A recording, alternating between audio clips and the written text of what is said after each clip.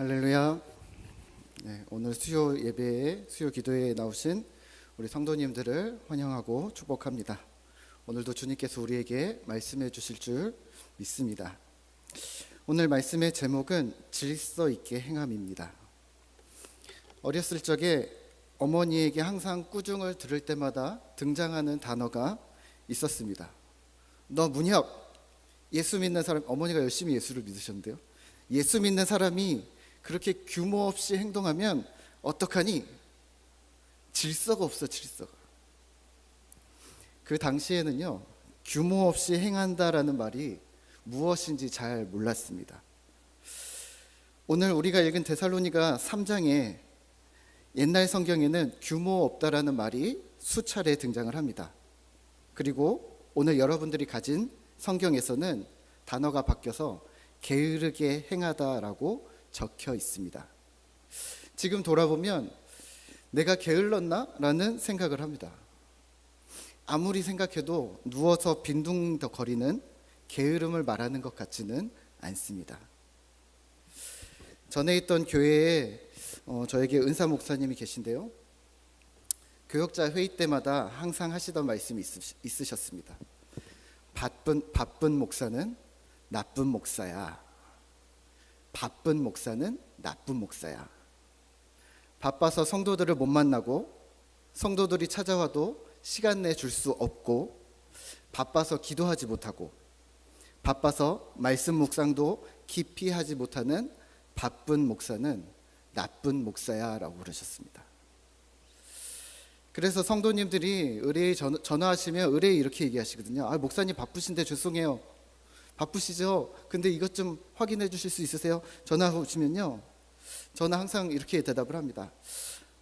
네, 저는 바쁘지는 않고 그냥 일이 좀 계속 있을 뿐입니다. 뭐 일이 좀 그냥 많죠 뭐, 이렇게 대답을 합니다. 왜냐하면 우리 은사 목사님의 말씀이 자꾸 생각나는 거예요. 바쁜 목사, 나쁜 목사. 저희 집에 4살짜리 딸이 있습니다. 며칠 전 차를 타고 갔는데 뒤에서 이러는 거예요. 아빠는 바쁨쟁이야, 그러는 거예요. 나랑 놀아주지도 않고 맨날 바빠, 이러는 거예요. 만화에 나오는 거래요, 이게. 저희 아내가 그런데 그 소리에 마음이 철렁 내려앉는 거예요. 왜 그럴까요? 바쁜 아빠는 나쁜 아빠. 일이 많은 것과 바쁜 것은 다릅니다. 바쁨은 분주함을 말합니다. 그래서 마땅히 해야 할 것을 놓치는 것, 분주한 마음에 일을 하지만 정작 중요한 우선순위를 놓치고 있는 것을 말합니다. 그게 규모 없음입니다. 해야 할 일을 못하는 게 바로 게으름이라는 겁니다. 누가복음 10장에 예수님이 마르다의 집에 들어가십니다. 마르다는 준비하는 일이 많아서 마음이 분주합니다. 마리아는 예수님 곁에서 말씀을 듣습니다. 마르다가 말합니다. 예수님, 나 혼자 일하게 두지 마시고 마리아도 일 좀 하라고 좀 얘기 좀 해주십시오. 예수님이 대답하십니다. 마르다야, 내가 많은 일로 염려하고 근심하나 몇 가지만 하든지, 아니 혹 한 가지만이라도 족하니라, 충분하니라, 이렇게 얘기하시는 거예요. 괜찮아, 천천히 해. 다 해도 되는데, 중요한 거 몇 가지만 해도 되는데, 아니 한 가지만 해도 나는 만족할 거야. 오늘 여러분들은 무엇을 선택하시겠습니까? 오늘 데살로니가 후서를 대하면서 우리가 기억해야 할 사실은 데살로니가 교회가 매우 건강한 좋은 교회였다는 사실입니다. 복음을 받은 지 2개월밖에 안 됐습니다. 그럼에도 불구하고 믿음의 영향력이 있었습니다. 극심한 핍박에도 믿음을 굳건히 지켜냅니다. 그리고 이런 교회를 향해 바울은 1차로 데살로니가 전서를 써서 보냈고, 오늘 데살로니가 후서를 2번째로 보내면서 정말로 하고 싶고 중요한 내용들을 강조하고 있습니다. 데살로니가 후서는 전체적으로 3가지 질문에 대한 답변으로 이어집니다. 첫 번째는 핍박, 두 번째는 이단, 세 번째는 나태함입니다. 첫째 데살로니가 교회에 이런 의문이 들었습니다. 신자가 세상에서 당하는 극심한 환난과 핍박을 어떻게 이해해야 합니까? 우리는 어떤 태도를 취해야 합니까? 데살로니가 후서 1장 4절입니다. 그러므로 너희가 견디고 있는 모든 박해와 환난 중에서 너희 인내와 믿음으로 말미암아 하나님의 여러 교회에서 우리가 친히 자랑하노라. 아멘. 너희 인내와 믿음, 환난 중에 너희가 간직한 인내와 믿음이 너를 하나님 나라에 합당한 자로 만들어 줄 거야. 잘 하고 있으니 더 힘을 내. 그런데요, 특이하게 데살로니가 후서에서는요, 여기서 한 걸음 더 나아갑니다. 너희를 핍박하는 자들, 고통을 가하는 자들은 하나님께서 심판하실 거야. 그냥 두지 않아. 이런 거죠. 아들이 울면서 옵니다. 어떤 형아가 때렸어. 그래, 참아, 잘했어. 져주는 게 이기는 거야. 여기서 끝나지 않고 이렇게 얘기하는 거예요. 누구야? 아빠가 가서 혼내줄게. 이게 위로가 된다는 겁니다. 두 번째입니다. 데살로니가 교회에 이단이 출현했습니다. 그리스도의 재림과 관련된 이단들이었는데 이들은 조직적으로 치밀하게 움직였습니다. 2장 2절입니다. 영어로나 또는 말로나 또는 우리에게서 받았다 하는 편지로나 주의 날이 이르렀다고 합니다. 실제로 이 이단들은 신비한 은사를 행했고 아주 뛰어난 말기술로 설교를 했고 또 심지어는 사도들에게 받은 편지, 사도들의 사인이 들어있다 하며 문서를 위조하는 등 내가 진짜 나를 따르라 이렇게 미혹하는 자들이었습니다. 이들을 향해 그리고 데살로니가 성도들을 향해 바울은 말합니다. 2장 2절 하반절입니다. 주의 날이 이르렀다고 해서 쉽게 마음이 흔들리거나 두려워하거나 하지 말아야 한다. 아멘. 흔들리지 마라. 두려워하지 마라. 내 삶에서 해야 할 일들을 계속 해 나가야 돼. 이 이야기를 하고 있습니다. 그러면서 오늘 우리가 읽은 3장으로 넘어갑니다. 생각해 볼까요? 1장은 핍박을 이야기합니다. 믿음을 지키는 거예요. 2장은 이단을 말합니다. 믿음을 지키는 걸 또 얘기합니다. 그런데 3장은 나태함, 게으름에 대해서 얘기합니다. 뭔가 태도를 얘기하는 것 같습니다. 왜 3장이 나왔는지 다시 한번 정리해 볼까요? 극심한 박해가 교회 밖에서 가해집니다. 교회 밖만 나가도 엄청난 로마는 군사적으로 압력을 가합니다. 설상가상으로 같은 동포인 유대인들은 신자들을 고발합니다. 이런 암담한 상황에 이단들이 틈탑니다. 그래, 곧 예수님이 오실 거야. 그래서 이렇게 힘든 거야. 그러니까 다 그만두고 직장도 재산도 다 바치고 교회 가서 기도만 해. 주님 내일 당장 오시면 어떻게 하려고, 저 영혼들 어떻게 하려고 그래. 아주 논리적으로 이야기합니다. 그러면서 이 이단들이 베드로, 요한, 바울이 막 사인한 문서들도 보여줍니다. 이봐, 베드로도 바울도 이렇게 사인했잖아. 우리가 맞아. 우리 말을 믿어줘. 그래서 시한부 종말론자들처럼 삶을 포기하는 사람들이 생기기 시작합니다. 오늘날 우리 주변에도 이런 종말론 이단들이 기승을 부리고 거기에 빠지는 사람들이 아직도 있습니다. 이들은 하나님이 주신 삶, 주어진 현실에서, 다시 말하면 제주 1도 2동에서, 이도동에서, 건입동에서, 도련동에서 빛과 소금이 되는 길을 포기한 겁니다. 저기 다른 나라 가서 복음 전하는 게 더 중요하다고 생각합니다. 아니요, 둘 다 중요합니다. 하지만 경중을 따지자면 여기서 더 잘하셔야 합니다. 오늘 데살로니가 3장에서는 이런 성도들에게 바울이 말합니다. 6절입니다. 3장 6절 우리 함께 같이 읽을까요? 형제들아, 우리 주 예수 그리스도의 이름으로 너희를 명하노니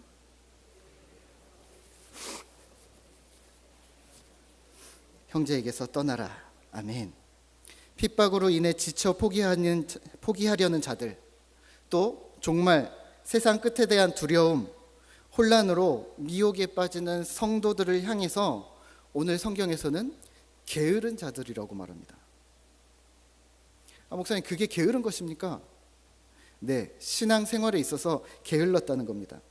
하나님을 더 깊이 알아가려 하지 않았고 말씀에 더욱 굳건히 서려 하지 않았고 환경에 흔들려서 하나님과 동행하기를 게을리 했다는 것입니다. 이 정도면 충분하지, 이 정도면 정말 많이 한 거지, 다른 사람들에 비해서 이러한 안일함이 적당주의가 믿음으로 살아가는 삶을 만들어내지 못했다는 것입니다. 데살로니가 3장에서 바울은 신자에게 주어진 삶, 현실 생활에 대해서 강조합니다. 세상 끝, 종말에 대한 두려움이나 생명을 위협하는 핍박이 우리 삶에 대한, 우리 믿음에 대한 나태함과 게으름으로 이어질 수 없다는 것입니다. 아니 목사님, 내일 예수님 오시면 정말 다 모두 끝이지 않습니까? 그날이 도적같이 올 것인데 지금 이러고 있으면 안 됩니다. 아니요. 그렇다고 해도 오늘 하루 나의 삶에 대한 나태함, 게으름이 허용될 수 없습니다.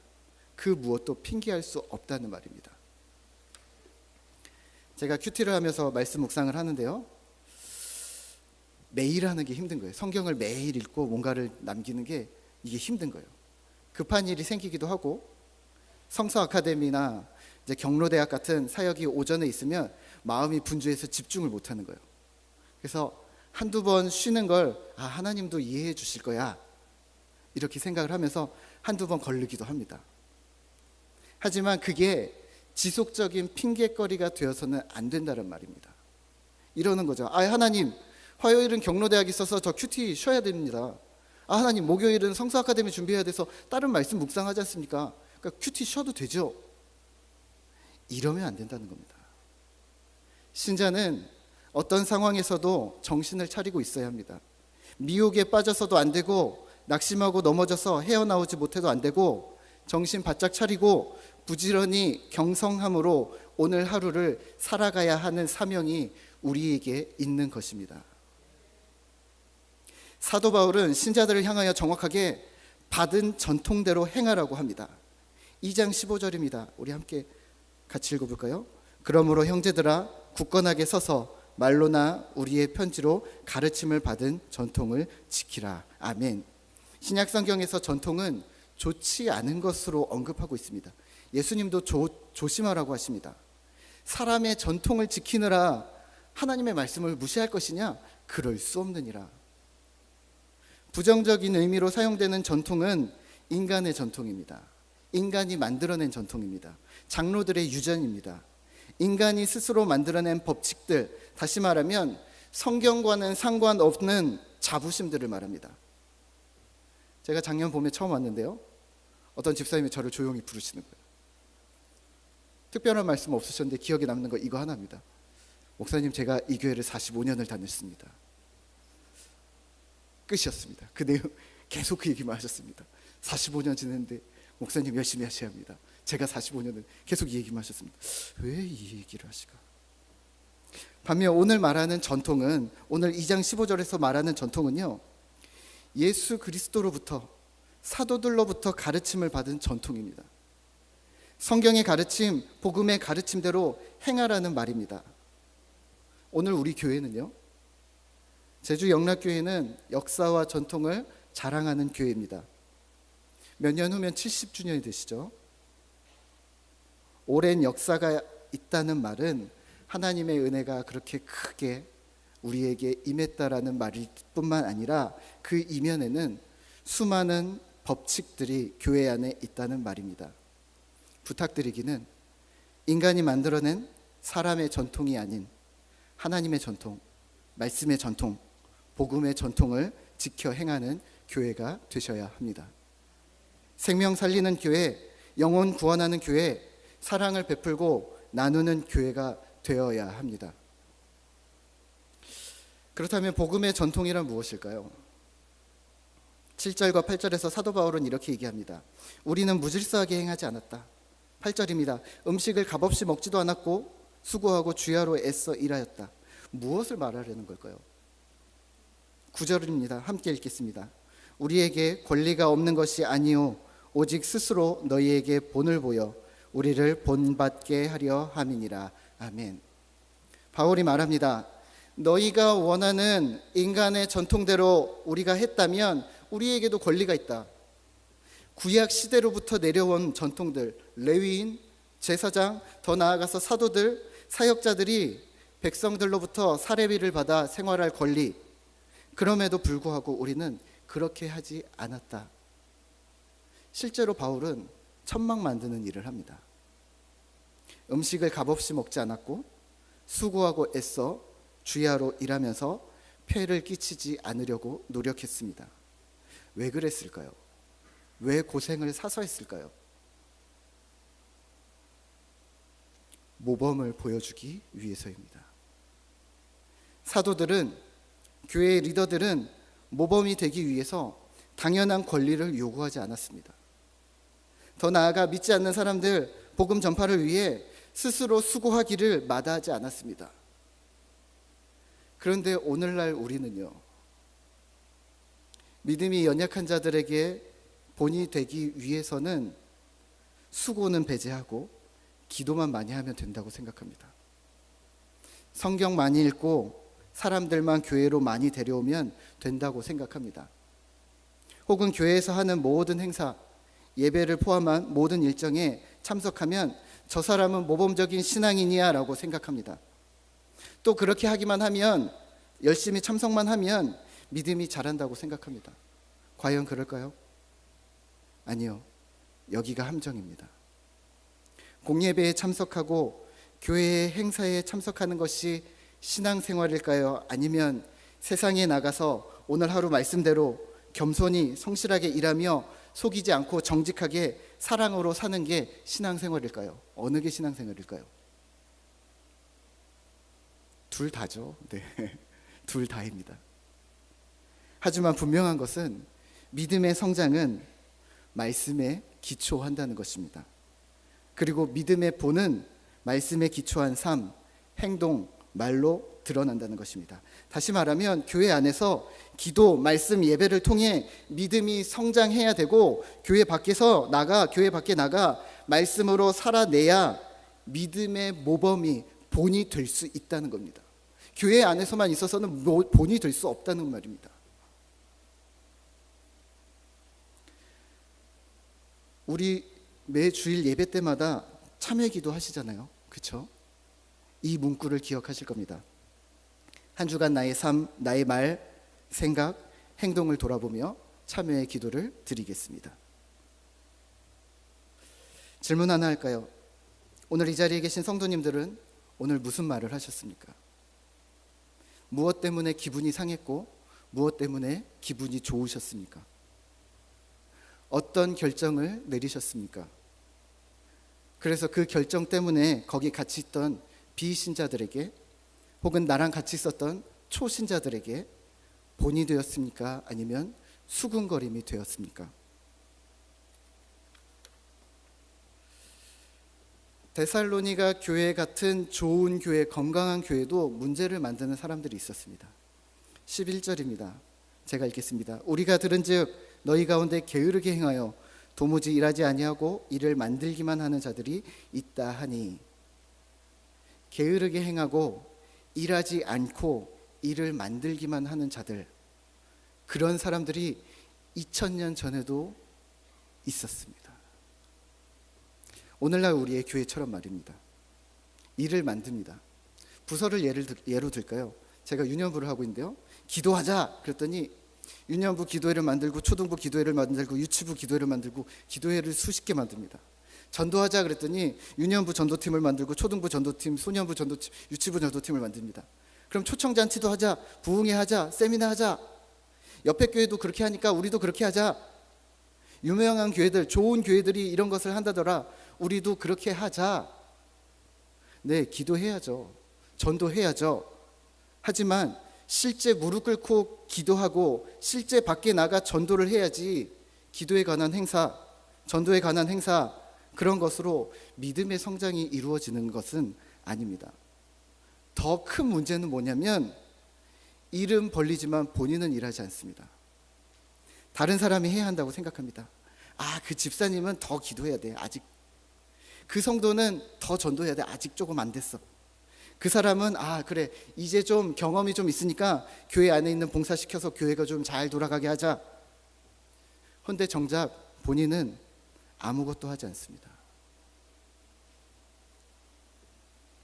제가 전에 있었던 교회에서 장애부서를 했는데요, 농아부를 8년을 했었고 거기서는 사랑부를 5년을 했었습니다.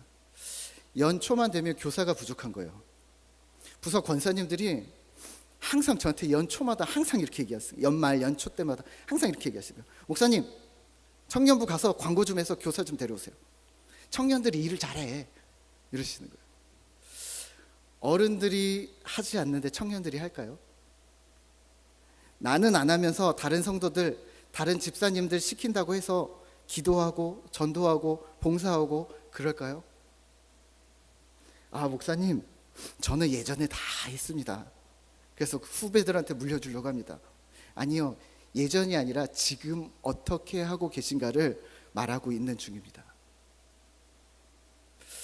거기 사랑부에 70이 되신 장로님 내외가 계셨어요. 제가 30대 중반이었습니다. 그때는 아주 정정하셨어요. 그래서 아이고, 저보다 나이가 2배가 많으신 분이 계신 거예요. 그래서 장로님, 사랑부 교사를 어떻게 하실 생각을, 저보다 더 오래되셨었어요. 어떻게 하실 생각을 하셨어요? 이거 힘든 사역이에요. 몸으로 막 부대끼고 이러는데. 그래서 언제든 힘들면 저에게 얘기해 주세요. 제가 언제든 장로님 배려해 드리겠습니다. 그랬더니 장로님이 이러시는 거예요. 목사님, 뭐가 힘들어요? 장애인 친구들 손 잡고 걸어 다니고 예배 때는 옆에 앉아 있기만 하면 되는데 이 정도는 할 수 있어요. 그 장로님 때문에 그 장로님보다 조금 젊은 60대 장로님 2-3분이 더 오셔서 교사가 됐습니다. 장로님이 3분이나 앉아 계시니까 중직 집사님들이 하나둘 오시는 거예요. 저는 부담이 돼서 죽겠는데 장로님들이 이것도 하시는데 저희가 어떻게 가만히 있어요? 그러면서 그렇게 오시니까 또 젊은 집사님들이 후배라고 또 오시고, 또 청년들은 그 젊은 집사님들 따라서 자리를 잡기 시작했습니다. 제가 한 일은요, 집사님, 남편분 어디 가셨어요? 애들 보고 계셨다고. 같이 오세요. 애들도 데려오세요. 아내는 어디 계세요? 집에서 애들 다 데려오세요. 애들 데려오세요. 제가 볼게요. 우리 부서에서 제가 제일 한가해요. 저는 설교만 하면 끝이거든요. 그러니까 다 데려오세요.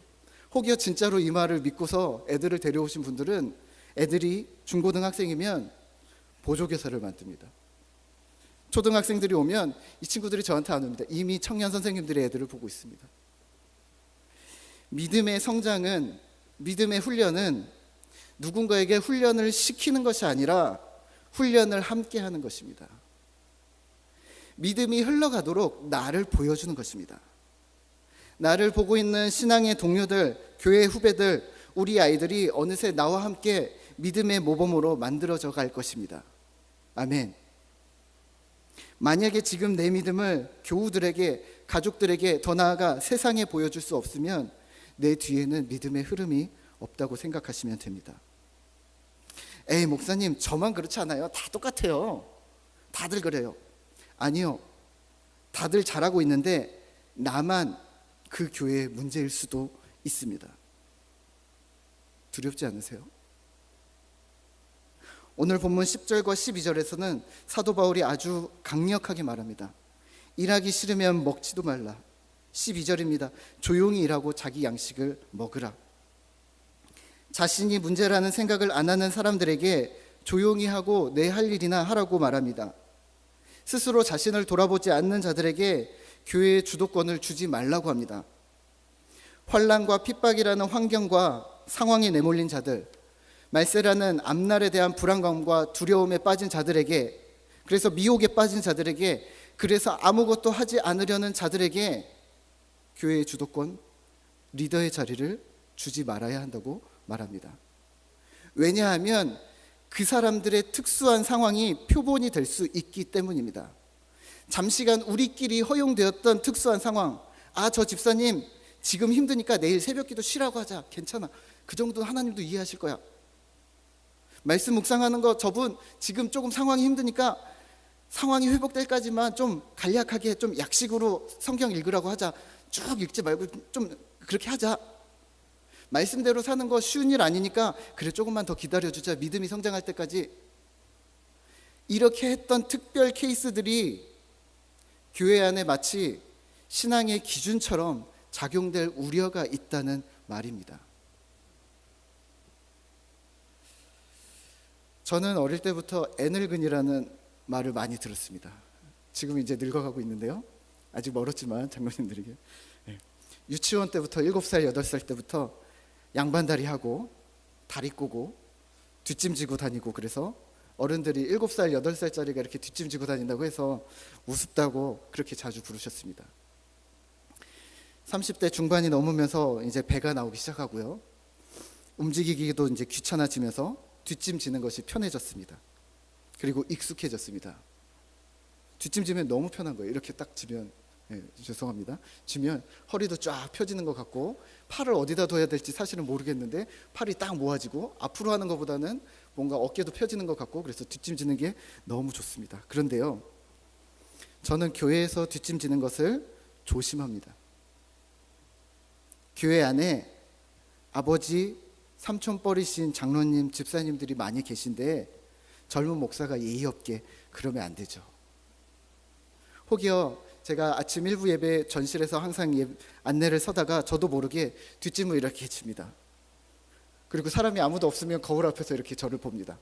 그러면 이런 생각이 듭니다. 야, 뒷짐 지니까 주인 같다. 폼이 좀 나네. 제가 요즘에 사극을 보고 있는데요. 뒷짐 지고 야, 이리 오너라 한번 할까? 이런 생각을 합니다. 어울릴까? 그러다가 정신을 차립니다. 야, 문 목사, 너는 교회의 주인이 아니야. 교회의 주인은 예수 그리스도 한 분뿐입니다. 아멘. 우리는요, 우리 모두는 종입니다. 예수 우리 왕이요, 아까 찬양하셨잖아요. 우리는 주님의 백성, 우리는 주님의 종, 주님은 우리의 왕. 권사님, 장로님, 목사님, 전도사님, 교회의 주인이 아닙니다. 하나님 한 분뿐입니다.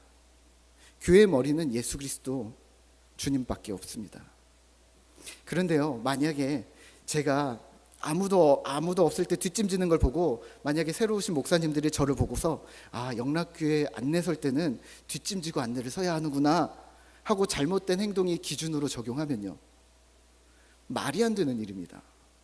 근데 이 말이 안 되는 질서가, 행동이 교회 안으로 들어오려고 하고 있고, 사도 바울은 그것을 막아내라고 경고하고 있습니다. 바울은 오늘 13절에서 말하는 대상을 바꿉니다.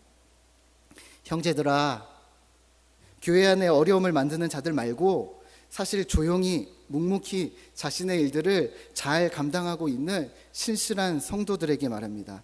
13절입니다. 우리 함께 읽겠습니다. 형제들아, 너희는 선을 행하다가 낙심하지 말라. 아멘. 신실하게 믿음을 지켜내는 형제들아, 낙심하지 말라.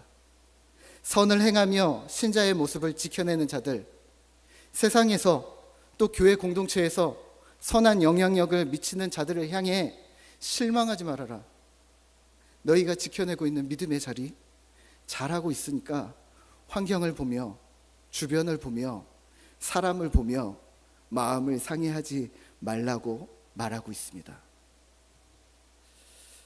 저는 금주 주일을 마지막으로 우리 제주 영락교회에서의 행복했던 사역을 마무리합니다. 작년 봄 특별한 땅 이 제주도에서 농아인 사역의 기회를 열어주신 우리 심상철 목사님께 감사를 드립니다. 또 교단이 다름에도 불구하고 농아부를 위해 큰 결단으로 환영해 주셨던 우리 장로님들에게도 감사를 드립니다. 덕분에 좋은 사역지에서 좋은 사람들을 만났고 성실하고 진실한 성도님들을 제 인생에서 만날 수 있도록 해주셨습니다. 그동안 부족하고 젊은 목사가 하는 설교를 사람의 말이 아니라 하나님의 말씀으로 받아주시고 매 설교마다 기대하고 응원하고 지지해 주셨던 성도님들께도 감사를 드립니다. 집사님들, 권사님 보내주셨던 격려 문자, 또 설교 끝날 때마다 오셔서 삶의 다짐을 말씀해 주셨던 장로님, 또 예배 때마다 함께 흘려주셨던 눈물들, 또 외쳐주셨던 아멘 소리가 젊고 연약한 설교자에게 힘이 되었습니다. 잊지 않겠습니다.